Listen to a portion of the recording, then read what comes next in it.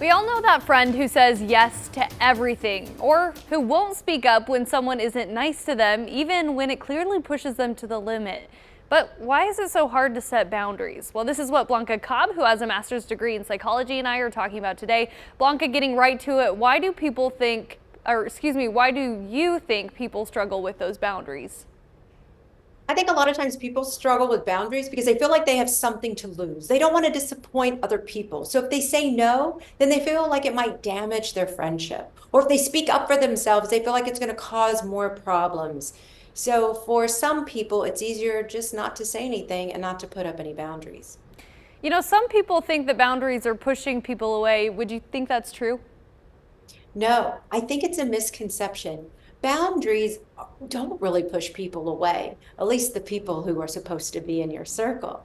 Boundaries are a way for people to respect you because you're teaching people how to treat you. Think of a boundary like a fence around your yard. It's protecting your home. So essentially, a boundary is a way to protect yourself, your mental health, your emotional health.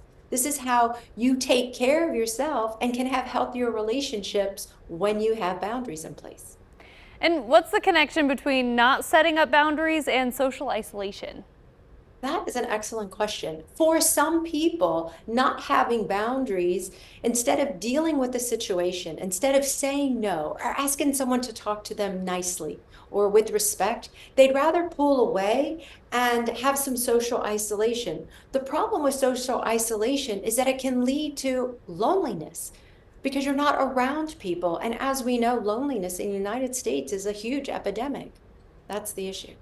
This is a really great conversation. We appreciate you as always for being here, Blanca. And you can keep this conversation going with her on her Facebook page, Blanca Cobb, Body Language Expert. We'll be back after this.